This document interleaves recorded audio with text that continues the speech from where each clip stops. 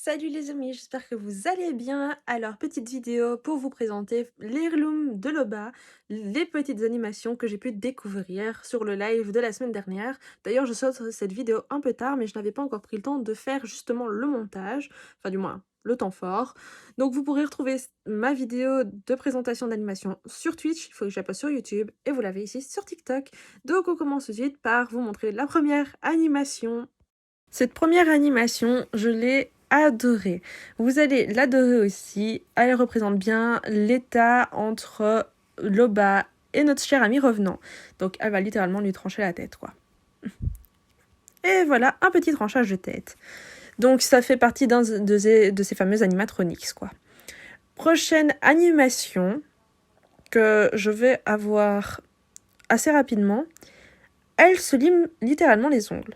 Donc ça montre un peu la prestance et le fait qu'elle soit snob, je crois aussi, du personnage. Je l'aime pas sans vraiment... Enfin, j'aime sans plus cette animation. Troisième animation, elle vous montre son héritage, comment il est. Donc, il est vraiment bien. En fait, c'est un cadeau de famille, donc c'était l'éventail de sa mère en soi. Je ne sais pas ce qu'il est marqué comme phrase sur son éventail et je ne sais pas le traduire non plus. Alors ici, ça va être un peu traîné d'ailleurs parce que j'ai mis un peu de temps à avoir toutes les animations. Du fait, ça a été quand même plus vite que notre chère amie Valkyrie. Petit tour de magie ici sur sa quatrième animation. Elle fait apparaître et disparaître un diamant qu'elle a volé. Très chouette animation, je trouve, pour la simplicité de son héritage. Alors, je dis simplicité, c'est pas pour autant qu'il est très mal réalisé. J'aime beaucoup son héritage, je le trouve très bien réalisé. Après, je suis un peu partagée, je ne sais pas lequel je préfère entre celui de Loba ou Valkyrie.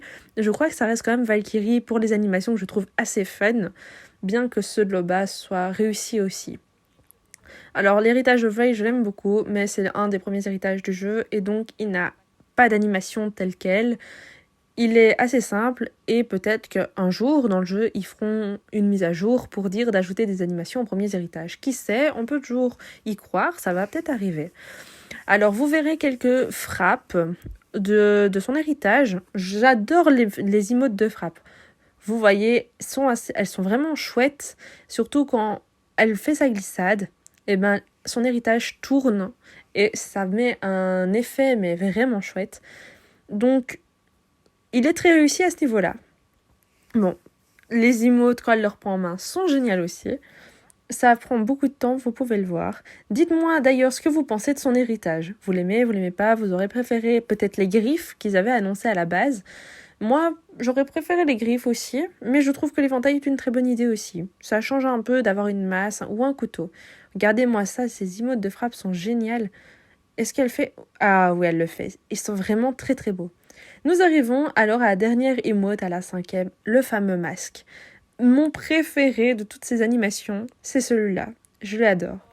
Donc, nous en avons fini avec cette petite présentation. J'espère qu'elle vous aura plu et qu'elle vous plaira. N'hésitez pas à me donner vos avis en commentaire.